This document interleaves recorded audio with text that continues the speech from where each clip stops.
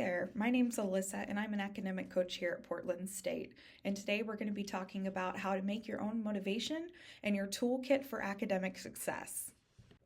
Now, two options for support that you have here as a student at Portland State are going to be academic coaching, which is in FMH 360 on the third floor, and that's going to be one-on-one support on things for academics like study skills and motivation and things like that.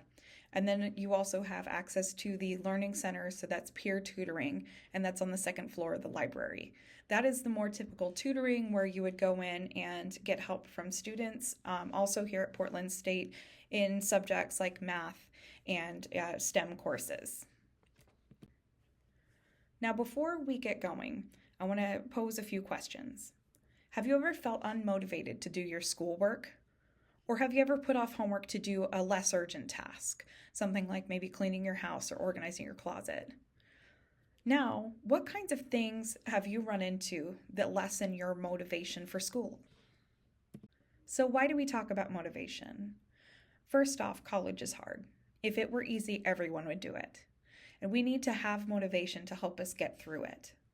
Motivation is really important because it determines your levels of investment, your effort, your persistence, and ultimately the sustainability of everything you're doing.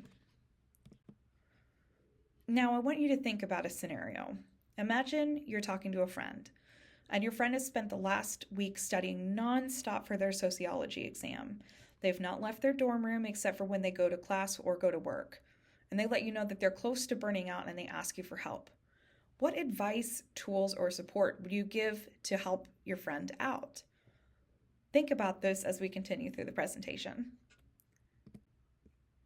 Now we can think about the different components that go into motivation. Motivation in itself is difficult to define, and it's something that's different for everyone, which means that the tools that you use are going to be different too. But some of the common components of motivation are going to be things like competence. Do you believe that you can actually achieve the goal that you've set up to complete? Autonomy. Now, agency is the feeling that you have the choice to do the task at all, or the way that you're able to get it done. And it's also being able to see a connection between what it is that you're doing and your eventual final result. Interest is exactly what it sounds like. Are you invested, or do you at least see the value in what you're doing?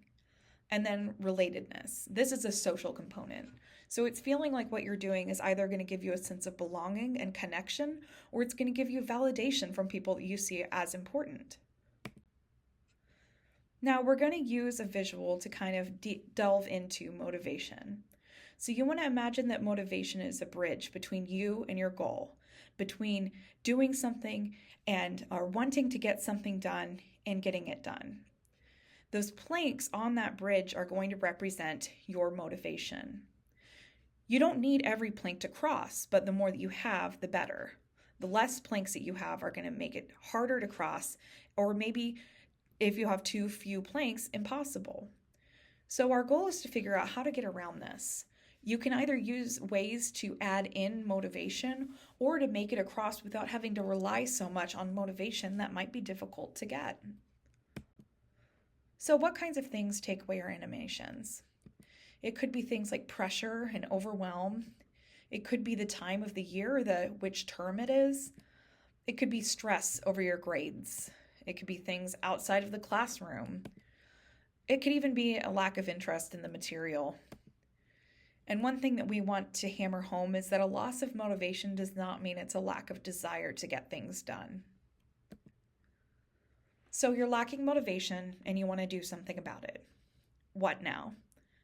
There's not a one-size-fits-all approach, unfortunately, but there are solutions out there, and it's about finding what works best for you. So we're going to be talking about some action items, and I want you to take note about things that sound beneficial to you. So going back to the analogy of a bridge, if you're going to think about how you're going to cross a bridge, there's kind of two approaches. You can either add in more planks or you can shorten the bridge. So adding in more planks means that you're going to add in support that's going to help you to reach your goals, or add things in that give you more motivation. Or if you're looking at shortening your bridge so you don't need as many planks to cross, it's going to involve shortening your task or potentially decreasing your workload, so then you rely less on that motivation. So the rest of this presentation is going to talk about making your own toolkit. So this is where we're going to focus on different tools and strategies that you can use. And as we go through, we want you to take note of the things that will work best for you. So this is a reference guide with the idea that you can just reference it and therefore reduce your decision fatigue, but also to focus on the tools that work for you, because what works for you is going to be the best way. So getting started can be the hardest part of maintaining motivation. And some of the ways that you can just get the ball rolling can be to set a timer. Can you start with 10 minutes? Can you start with 30 minutes? Is 10 or 30 minutes going to be better than getting nothing done? So that's one way. It could be, do you need to start with a really easy task, or do you need to start with the hardest one? Sometimes it's beneficial to start with a win, and sometimes it's easiest to get the worst thing out of the way. You can also look at start by doing things badly. So don't focus so much on getting it done perfectly, but just getting it done. Once you've got things done badly, you can step back and evaluate. First of all, is this actually bad? And if it is, if there's things that need changed, then you can work with what you have. And then one thing that we want to recommend is that you can use your access to MindView to brain dump and make a plan. Another way to go through and create a little more motivation for yourself is to break down your tasks. There's a common saying, how do you eat an elephant? One bite at a time. So you can use this to approach tasks that seem daunting. So what is the easiest or piece that you can do, or what's the smallest amount that you can get done to feel some sort of accomplishment? Also, can you break your goals or tasks into smaller pieces? And then thinking, what do you actually need to do? Do you need to do the entire list of things you have written down, or do you really just need to get one or two of them done? Now we're going to talk about environments. You'd be shocked how many students come to us and say that they're having trouble finding a place to study, or wondering why they're not able to stay focused in the place that they're at. Environment is very important, and so considering what kind of environment you need to complete different tasks will help you in getting those things done. It may be that you need to consider your physical location. Do you get things done better at home, or do you need to go somewhere else? Do you have the resources you need? And that's going to include things like access to Wi-Fi. Do you have outlets if you need chargers? And do you have all the other materials, your textbook, your pens and pencils? Now, is the place that you're studying the right noise level?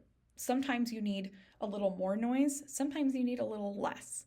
So you want to see, can I get my task done in the noise level that's going to be in this space? You also want to consider the time of the day. Are you better working in the morning or at night? Sometimes it will vary depending on task. It could be lighting, it could be other distractors, and you want to think about the things both that are in your control or out of your control and how much that'll take away from your work. Another way to think about motivation is to revisit your goal. So if you're thinking about the goals that you have, when was the last time you really thought about those goals?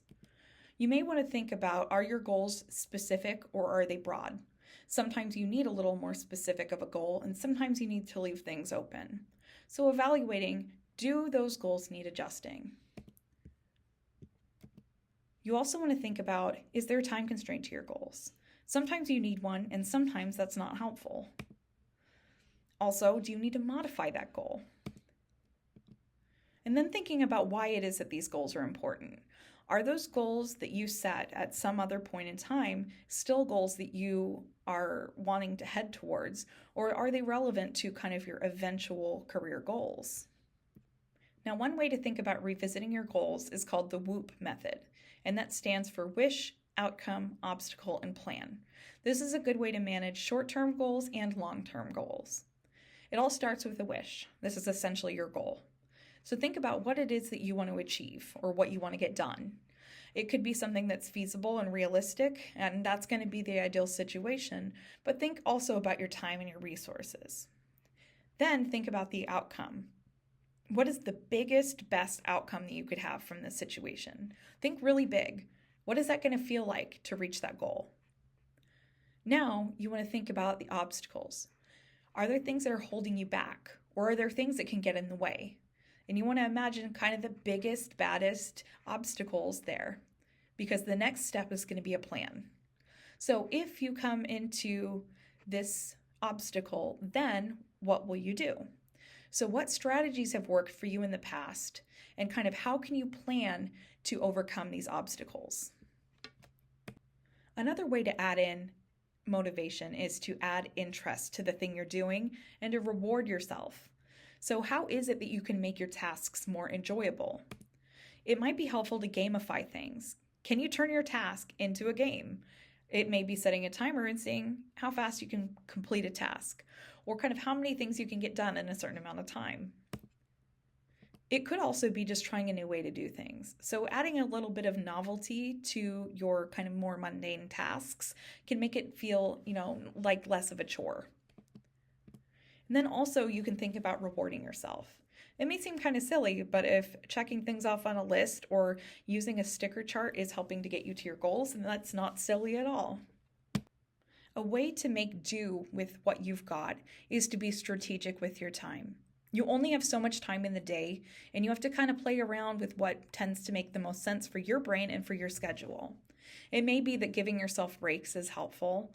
That tends to be helpful for sustainability and avoiding burnout. Or it could be that blocking out your time is a way to go. This is a thing that's a great tool to use when you need it, but maybe you don't need to do it so diligently all the time. So use the time management tool that works best for you. It could be a calendar, it could be a planner, it could be something else, but you can block out times to get things done. Most students don't like to use it for the entire term, but it all depends on your wants and needs and where you are. So it's just another option. And lastly, shame-free accountability. You want to make sure that you can check in with people and build a support system without feeling shame about it. So we like to think of this as your commitment crew. You can think about who are those people who you can check in with regularly to just make sure that you're staying on pace and kind of keeping up with what you want. It could also be things like body doubling, when you're working near other people but separately. One of my favorite things to do is to work at a coffee shop because there's other people around, but we're working on our own things. And then there's also the option for friendly competition. So maybe someone in your class or a friend of yours with a similar goal, and you can kind of set a friendly competition. And this is something that can help support each other. Then we want to talk about recognizing progress. We talked about making your toolkit to help you fix your motivation bridge. And think about the things that stood out to you. Regardless of how you think about motivation, you can think about it as adding planks to your bridge for more support, or it could be shortening it so you don't need as much motivation to get to where you need to go. And remember that you're working on all of these things. You're working on your competence, your autonomy, your interest, and your relatedness. And just remember to give yourself credit for your work and validate your achievements. If you'd like more support, you can meet with an academic coach. We have our QR code here for making an appointment, and we also would appreciate feedback on this presentation. Thank you.